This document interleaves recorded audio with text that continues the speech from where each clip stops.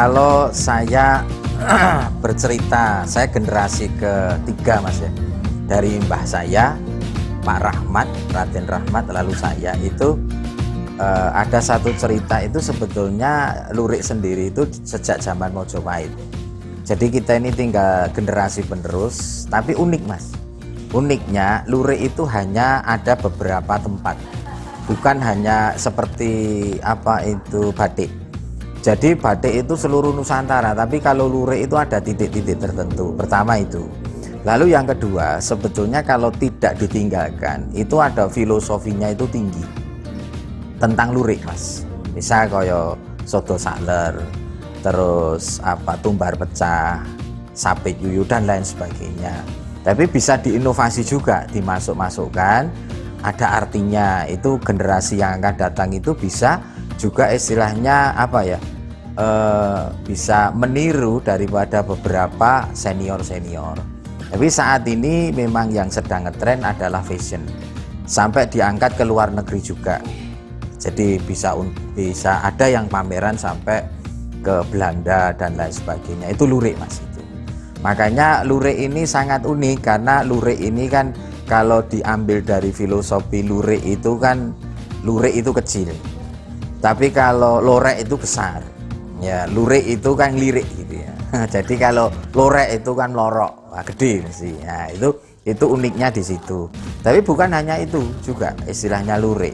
Jadi di inovasi berbagai macam. Kemarin saya ketemu sama desainer itu luar biasa Mas. Jadi tinggal bagaimana mengolah daripada lurik ini itu sendiri. Nah, lurik bisa dicampur dengan lorek. Nah, sekarang itu ada tren dicampur dengan ikat, itu menjanjikan pasar yang ada di sana gitu. Sudah berapa tahun Pak?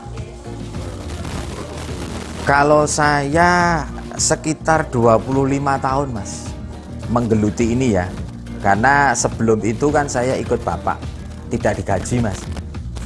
5 tahun dikasih rokok sama kopi aja. Setelah saya itu sudah fasih gitu, akhirnya saya dikasih 5 tenun tadinya. 5 tenun berkembang, jatuh bangun.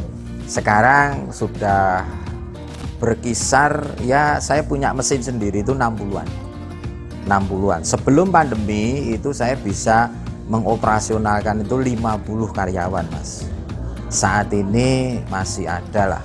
Artinya belum saya aktifkan itu berkisar 15 sampai 20 orang gitu.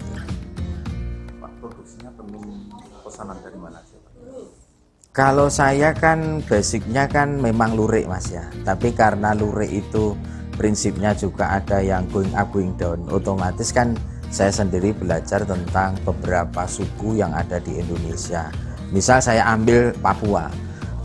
Lah sampai sekarang itu kan Papua sebelum istilahnya Papua tutup kasarannya gitu ya, itu tetap kita produksi Mas.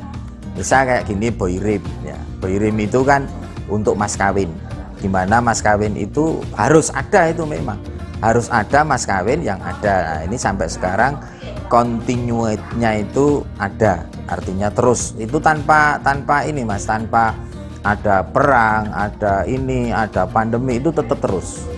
Terus ada juga istilahnya kayak tenun Toraja. Nah, Toraja sendiri juga istilahnya itu tenun adat. Jadi tidak ada habisnya, karena di sana itu mau apa, pokoknya ritual tetap jalan. Pak, kalau jenis motifnya apa sih Pak? Jenis motifnya itu kan ada namanya pamiring Mas ya. Pamiring itu kan kalau kita garis kanan kiri ya.